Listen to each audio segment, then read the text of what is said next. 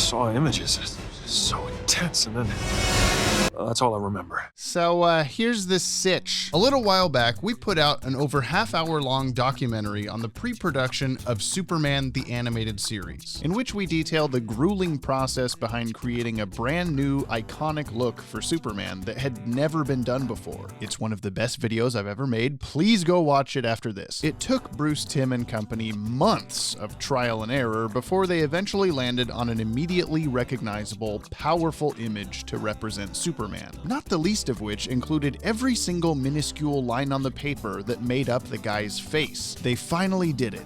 They finally figured it out. And then they completely changed it for Justice League. Anyone who's watched this animated series, from the most hardcore, nitpicky nerds like us, to even a rando channel flipping past Cartoon Network, has undoubtedly stopped for a sec to go, wait, is that Superman? Why does he look like 60 years old now? Superman's character design in Justice League had been flipped on its head to include notable pronounced cheekbones, as well as other added detail lines that distinctly separated him from how he'd previously looked in Superman the Animated Series. This was apparently Superman now, and we just had to accept it until season 2 rolled around and the cheekbone lines were just gone, like they'd never existed. Wonder Woman's went away too, just poof. Look, I'm usually pretty quick on the uptake, but would someone please tell me what the heck is going on here? This whole cheekbone thing has been a point of DCAU fanbase contention for as long as I can remember, because as anyone in said fanbase will tell you, we don't give up on even the most ridiculous nothing details about our favorite comic book cartoons.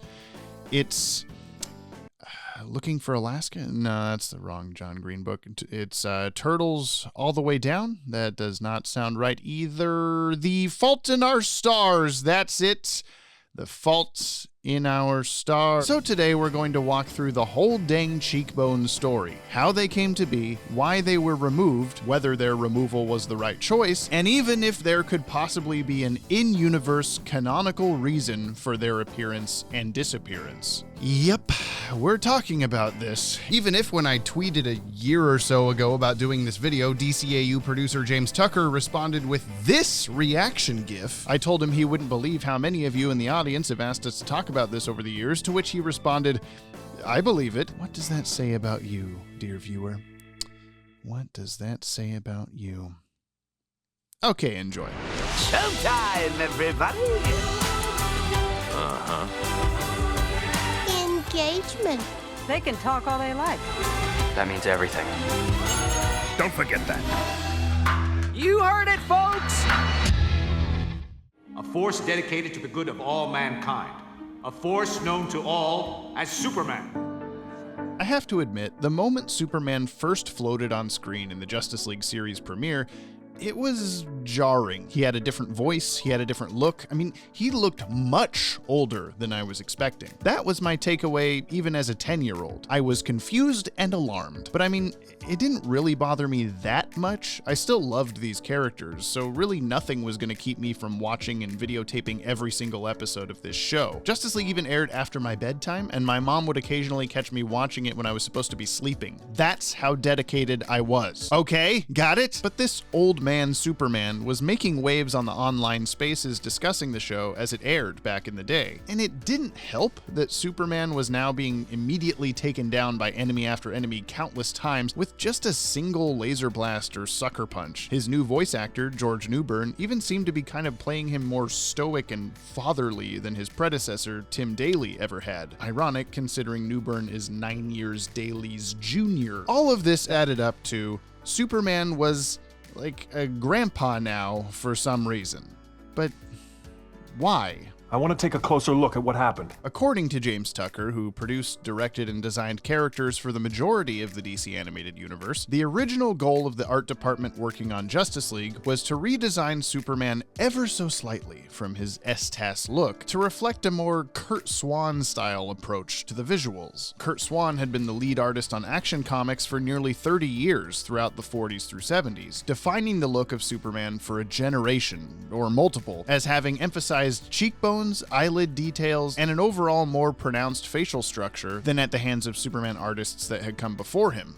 or after him. And by that, I mean DC would even sometimes hire Swan to overwrite the art of Alex Toth, character designer for Super Friends, with his own patented Kurt Swan brand Superman faces just to keep things consistent, which is certainly a choice. DC was dedicated to making Swan's style the Superman people would recognize, and on paper, pun intended, choosing to mimic this super face for the Justice League animated series works really well, even if Bruce Timm didn't really want to do it. Per interviews in Starlog magazine, Bruce had pushed to just keep using their design from the Superman animated series. After all, they'd worked so hard to get it right, why fix what ain't broke? You can even see a hint of this direction in the unaired Justice League pilot animation, available as a hidden special feature on the Justice League box sets. So you just click the Javelin 7, and it's like, whoa, a secret. Timm and Co. had put this together to sell a version of the show to Kids WB, and Superman just looks like he always did. This was the Superman we were seeing on TV, in comics, even on mac and cheese boxes, for crying out loud. He was everywhere. Timm thought the design would work just fine for a Justice League show and would blend well with the other characters. But according to him, eventually James Tucker and another producer-designer, Glenn Murakami, who would go on to head Teen Titans, twisted his arm enough that the Superman of Justice League should be more mature and rugged, and that the current Superman was too baby-faced. Sorry. It's all right. I take it as a compliment. So Timm got to work. Again. Using the S-TAS Superman as a base, he eventually spat out this chiseled, squintier-eyed Superman we would years later see featured on a page in his Modern Masters art book, matching that mature description. And recently, as luck would have it, James Tucker and DCAU director-designer Dan Reba both happened to simultaneously stumble upon copies of the full page of sketches in their own separate respective Batcaves, on which Bruce posits James, something like this? While introducing a clearly more cheekbone-defined Superman. Why yes, Bruce, it's me, James, and I do approve of this drawing. Good job, you're not fired. James Tucker took a pass over the old Superman design, and he felt that Superman could be a little bit more rugged, a little bit more grown-up looking. So we gave him, strong cheekbones and little tiny dashes under his eyes, which are supposed to give him a little bit more of a comic book squinty look. Makes him look a little bit older than he did in the Superman the Animated Series. Dan Reba also added that while the Kurt Swan influence was in full swing, the eyebrows in particular had a rather Dan Dare aesthetic to them. Dan Dare being an old British sci-fi pulp magazine hero who even through his most recent comics boasts striking zigzag eyebrows, not too unlike the ones we see here on this proto-Justice League Superman face. But this idea had already more or less been used for Bruce Wayne to aid in a bat-like eye shape. So since this wasn't Batman, at least 99% of the time, they did away with it. We decided to change Superman and Batman for this show because we wanted their designs to be a little different from what had been seen previously. We chiseled his features off a bit more and toned down his pompadour. The gray is a highlight. We wanted to jazz up his design, so we put that comic book highlight in his hair. That doesn't indicate that he has gray hair, it's just to give him visual oomph. So notice how Bruce Timm immediately jumps to defending, he's not an old guy, he's not an old guy! When you understand the intentions behind the new design, it makes a lot of sense. It's paying tribute to classic, well-known Superman artistry, it's helping to separate the look of the new show from the old one, it's got a lot going for it. But man, the dude does just look old as hell, tired, weary, needs to go lie down for a bit at all times. Like me. He feels like me. Are you okay? Freaky. Funny enough, he has different age lines when he actually is old in Batman Beyond, but I digress. And it's not just the cheekbones. It's the shape of his cheeks and jaw in general. His eye lines, the gray bits of his hair that aren't supposed to be gray, but it's colored gray, so my brain just fills in the gaps. Even his nose has extra little lines. Have you ever noticed that? His nostrils are more defined. His nostrils. The animators tended to move that little lower eyelid line lower so that it looked more like an eye bag. Another reason to be careful of every single line you put on a design. And like I said earlier, he feels old too. and not by accident. Justice League Season 1 Superman especially was weak as shit. As I touched on in my video about all of DCAU Superman's powers and weaknesses, the Justice League showrunners would purposely put the Old Man of Steel in situations where he'd get knocked on his ass extremely easily to show how powerful this week's villain was. Like, oh man, if Superman was taken down that quickly, how will the heroes possibly prevail? They even wrote George Newbern's lines to be more of a Boy Scout than he had been portrayed in Superman the Animated Series, an older, wiser, natural-born leader of the Justice League personality. But fans hated this. We were emasculating Superman! One of the things we had gotten the most critical hits for on the first season was that supposedly we depowered Superman and made him a big wimp. What happened was that we fell into a rut of Superman getting knocked down and then not getting back up. It wasn't something that we realized was happening until we started getting the episodes back and fans on the internet started saying, hey, wait a minute, Superman can't take a punch anymore? And we were saying, oh my god, they're right. But by that time, we only had 2 or 3 episodes left on the first season, so we tried to fix it as quickly as we could. So for season 2, we just really made sure that anytime Superman got knocked down, that he got back up and eventually cleaned the clock of whoever it was that knocked him down and not have somebody else come in and clean his clock for him. We made sure to keep him at full strength, believable full strength, but made sure that it left room for the other Justice League guys to have something to do. It made our jobs harder, but ultimately, it works better. We felt we needed to draw a line in the sand and say, this is our mission statement for season 2, which is, goodbye, Super Wimp.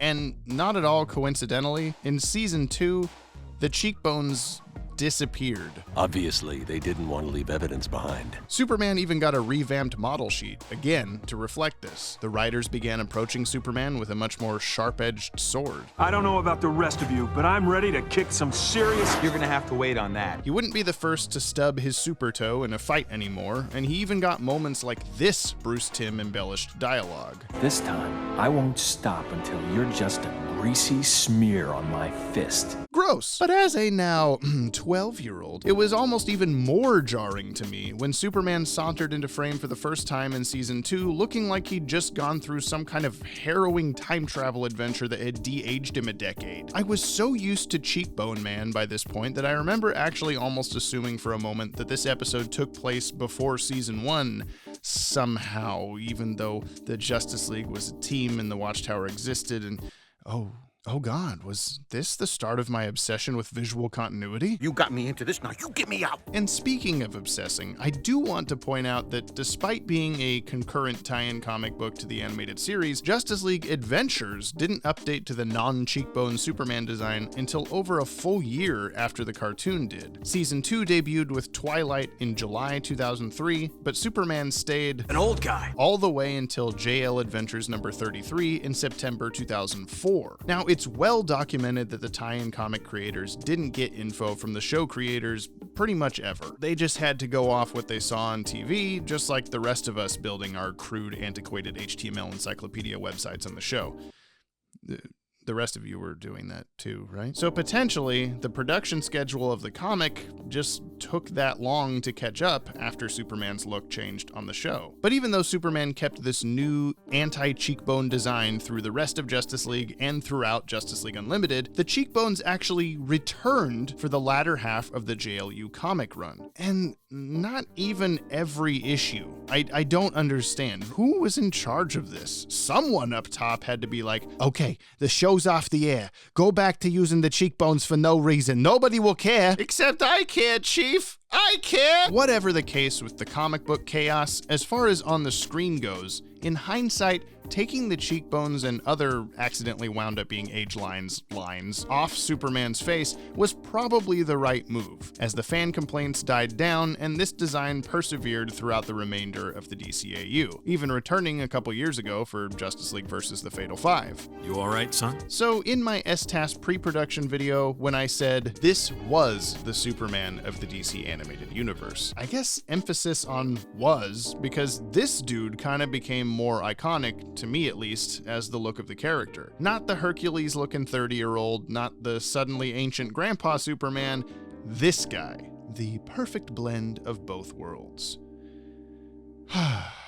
But hey, we haven't even touched Wonder Woman yet. Not remotely what I meant. She too lost her notable season 1 cheekbones, but for her it wasn't so much just erasing the lines like it kinda was with Superman. Wonder Woman's cheekbones actually informed the structure of her face shape, especially from a front-facing angle. It wouldn't be as easy to just take them away. Like imagine trying to Photoshop out, say, Metamorpho's cheekbones. His face is 50% cheekbone. It can't be done. I mean, it could, but it'd be a whole lot harder and more time-consuming, okay? There, I did it. It took way too long for just that couple seconds. Are you happy? Nothing else about Wonder Woman's design had changed, even if, ironically, she was growing and maturing as a character as time went on. But unlike Superman's infamously controversial Season 1 design, nothing much has been said publicly on Wonder Woman's by the DCAU producers. It's just not polite to comment about a lady's appearance. And what's wrong with the way I dress? Maybe the commentary was sparse because it wasn't as noticeable of a change when they were removed, maybe because we were too distracted by the Superman de-cheekbonification, maybe because we didn't have a previous Wonder Woman design to compare it to, other than, again, those mac and cheese boxes, but we'll get to that whole shebang some other time. Regarding her initial design, Bruce Timm told Starlog magazine,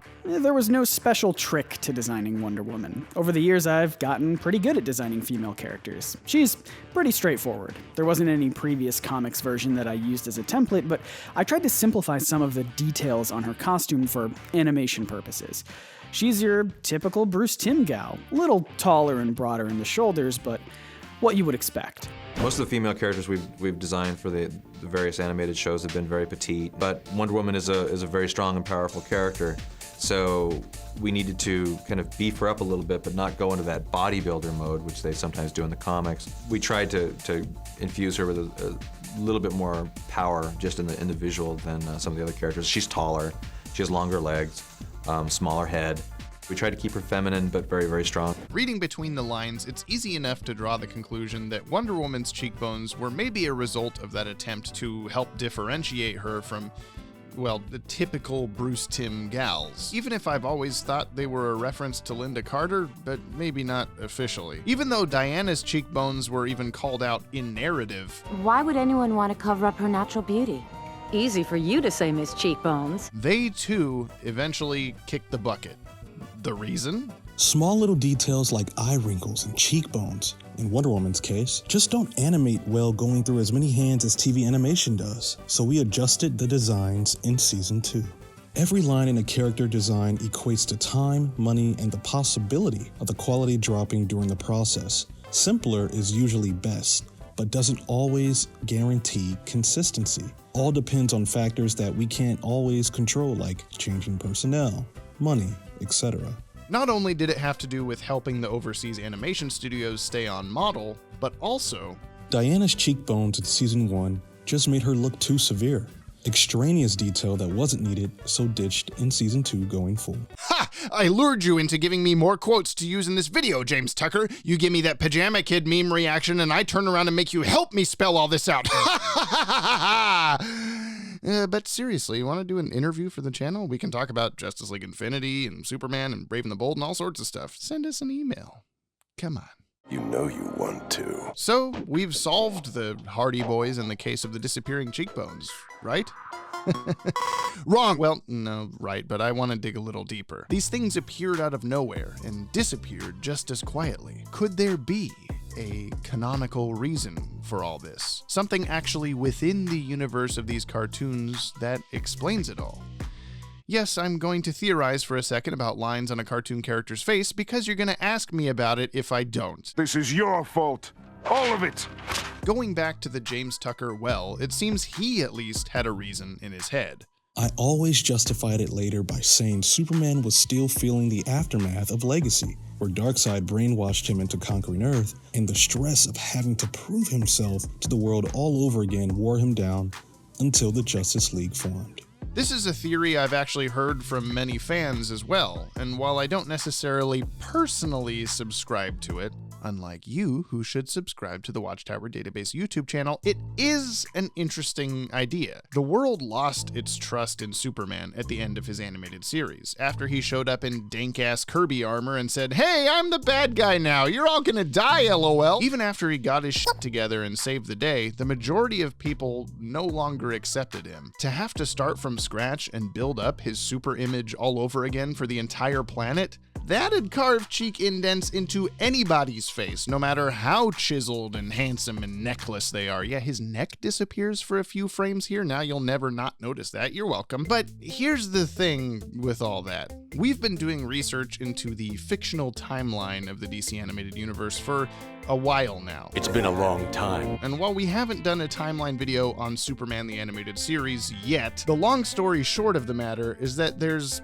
like roughly 6 or 7 months between the end of STAS and the start of Justice League. Like, not counting the Mars scene that takes place 2 years earlier, it's salty Virgo, the scientists as aliens, that scene. Firstly, that's a very short amount of time for Superman to go from "I'm locking my bedroom door at night" levels of distrust among the populace to "Superman rocks" levels of "yes, please disarm all our nukes, we love you." It's a little hard for me to believe this could all happen so fast. But hey, he's Superman after all. He can blow up an entire town intended to house orphaned children and just go, "Oops, sorry, Batman will pay for it." And a couple weeks later, everybody's cheering for him at a ceremony in the park. But hand in hand, it's also hard to believe that he'd develop this extreme of a facial makeover that quickly. Though maybe it's because he's an alien and we don't know a lot about his genetics. I could use some of that Kryptonian DNA. Except for the cheekbone development, please leave that out of the equation. That shit is bananas. So if you want to believe that Superman's super stress is the reason why the cheekbones are there in the first place, go for it. I won't stop you. Nobody will. Do they then disappear in season 2 because he's fine now? His Kryptonian cortisol is back to normal levels. His gray hair highlight even turns darker gray. Like, still daylight colors, but it's definitely darker, right? It's not just me. You'd think if this was all on purpose, the creative team would have been doling down the old manness slowly but surely over the course of several season 1 episodes. Like what happened with Raven in 80s comics. She got deeper and deeper cheekbones and age lines until finally being revealed to be, well, that's a whole nother thing. But no, Superman just goes from 100% cheekbones to 0% cheekbones. Get out of here now! The real answer here is no, there is no real reason they existed and then didn't, for neither Superman nor Wonder Woman. There doesn't need to be. This is just the same conversation as Batman's costume sometimes looking like this, and sometimes looking like this, and sometimes looking like this, or Kilowog slowly morphing designs across different shows and movies, or the Joker's face changing from B-Task Clown to TNBA Animaniacs Demon to this beautiful masterpiece. Oh my god, I love it so much. Some people holding pencils one day went, nah. And here we are. DCAU Aquaman even had cheekbones and then didn't, but it seems to work for him. Is it only weird for Superman because we saw him for more than one single STAS episode? Or is it just the art style? They look better in other more complex styles like Superman, Batman, Apocalypse, or Young Justice, or what have you. And like, think about this. Lex Luthor kept his cheekbones across every Justice League season and show, even going as far as to have them on full display during a flashback that's supposed to be taking place during Superman the Animated Series, as if this is what we're supposed to just accept as how Lex always looked. He is even the character most easily able to slot the cheekbones into an actual linear continuity. The dude got cancer. The cheekbones could have been because he's getting sicker. Imagine if once he started getting super strong and stuff during the Cadmus arc, his like skull started filling back out, like they actually showed a progression. Am I thinking way too hard about cheekbone continuity? Absolutely. What did you expect? These are just drawings, and we're viewing the drawings through different lenses, as they say. Editor James stepping in here for a sec. I totally forgot how they wound up repurposing this Superman cheekbone face for the oldest version of Jor-El that we ever see in For the Man Who Has Everything. Like, they just gave in. The lines made him look old. Use him for the next closest thing to an old Superman besides the actual old Superman. That's all. I just wanted to make sure I mentioned that. Back to the video. So, considering all the fan base passion behind these handful of lines, is it fair to say it's Bruce Timm's fault we got the old man cheekbones? James Tucker's? Glenn Murakami's? Who knows, and who cares besides me? But we will always remember Season 1 Superman and Wonder Woman as being just a little bit more weathered. I'm going to lay here for a while, Katie. I'm old now and I get tired. Looking back on it all, over 20 years later, I don't hate the cheekbones as much as I once did. As with the lipless, inverted eyeballs Joker, sometimes the DCAU crew took risks and learned from their mistakes. You know, all this could have been avoided. Season 1 Superman is definitely the weakest Superman design out of all of them, but knowing what they were going for, it's a pretty cool idea in theory. If only the people actually animating this stuff could have done it justice. Especially in Warworld, dude looks flat out tired in Warworld. Warworld blows. And hey, it could have been worse. We could have gotten the ones featured in Superman Doomsday. Look at those sons of bitches. Those are the cheekboniest cheekbones I ever done seen. With all of that being said, I've always thought it would be fun to go in and digitally tweak some shots from JL Season 1 to erase the cheekbones and other age lines and see what that would look like Season 2 designs in Season 1 scenes. So while you're pondering our question of the day, which of course is, do you prefer Superman with or without the cheekbones, please enjoy a selection of Justice League scenes sans cheekbones. And I'll see you all in the next video. Goodbye. Oh, really quick, I just wanted to let everyone know a couple of things now that all this craziness with Zeta Month and Dr. Manhattan and all that other shit is over with. Firstly, the music soundtrack for all the story videos, composed by our own Adam Mullen, is now available to stream on Apple Music, Spotify, and YouTube under Watchtower Database Topic. It was auto-generated. We couldn't connect it to either this channel or the Pod Tower for whatever reason. It's there, okay? But there are 6 bonus tracks exclusively available on Patreon if you download the soundtrack there, including the Zeta Project and Mystery of the Batwoman theme remixes by Ted's brother Joe, Adam's DC Films intro theme and the Zeta version of that, the Batwoman somber piano tune from our timeline video on that movie, and of course the Zeta Month finale's trailer music, which is great, but you're not the only one who knows that. Second, speaking of Patreon, we've just made a stretch goal for reaching 200 patrons. We'll finally do a Will It Canon episode breaking down whether or not Teen Titans and The Batman exist in the same universe. You've all been asking for that video since the birth of this channel for some reason. So head on over to check out the rewards tiers to see how you can help us out and make that happen. Entry level is $1 and you get early access to our videos and your name in the credits, and what are you waiting for? Come on, please. And lastly, I wanted to mention that we will be getting around to announcing winners of the big list of giveaways on our road to 100,000 subscribers. I'm sorry, there are hairs on the microphone. So stick around the channel, aka subscribe yourself, please, and be sure to leave comments because you might be randomly chosen to win any number of cool action figures and comics and whatever the hell else was on that giant list during the 24-hour live stream forever ago. Okay, bye-bye. I solemnly swear to all of you that I will continue to uphold the ideals of truth and justice. And don't take it personally, Sean. He doesn't trust anyone. Mother, forgive me. Working together, we saved the planet. And I believe that if we stayed together as a team, more like a Justice League. What did he say? You don't want to know. Everything will be destroyed. Orm must be stopped. That venom almost killed you. So you're staying here. Ugh. Copperhead, when are you gonna get some sense and tell us where Luthor is? Gone, Mother? I didn't go anywhere. I was in my room, alone, for 8 months. I am Diana, Princess of the Amazons. I won't be denied.